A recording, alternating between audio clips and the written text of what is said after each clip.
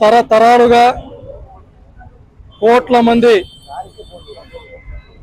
భక్తుల పవిత్రంగా చూసుకునేటటువంటి తిరుమల తిరుపతి వెంకటేశ్వర స్వామి ప్రసాదాన్ని కూడా కూటమి ప్రభుత్వం భక్తుల మనోభావాలను దెబ్బతీసే విధంగా కల్తీ జరిగిందని చెప్పడాన్ని నిరసిస్తూ ఖండిస్తూ ఇవాళ అనంతపురం జిల్లా వైఎస్ఆర్ కాంగ్రెస్ పార్టీ నాయకులం అందరం కూడా కలిసి సాక్షాత్తు వెంకటేశ్వర స్వామి దేవాలయంలో ప్రత్యేకమైనటువంటి పూజలు చేసి ఇప్పటికైనా కూటమి ప్రభుత్వానికి బుద్ధి తీసుకొని రావాలనేసి తెలియజేస్తున్నాం.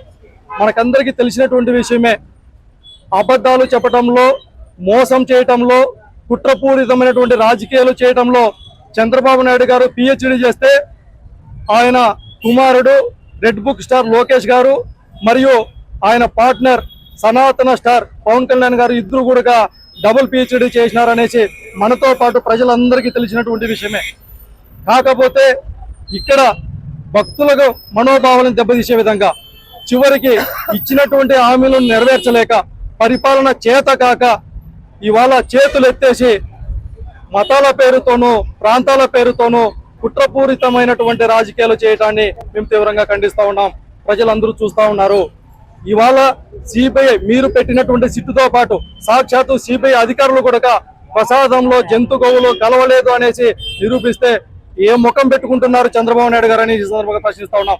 ఒక పక్క ఇప్పటికైనా మీరు బుద్ధి తెచ్చుకొని సాక్షాత్ శ్రీవారికి క్షమాపణలు చెప్పి భక్తులకు క్షమాపణలు చెప్పకుండా నిస్సిగ్గుగా ఇప్పటికి కూడా మీరు మరొక పక్కన ఫ్లెక్సీలు వేసుకొని ఇంకా కూడా మీరు అబద్ధాలు చెప్పేటటువంటి ప్రజలను మభ్యపెట్టేటటువంటి ప్రయత్నాలు చేస్తున్నారే కానీ మీ తప్పును తెలుసుకునేటటువంటి ప్రయత్నం చేయలేదు.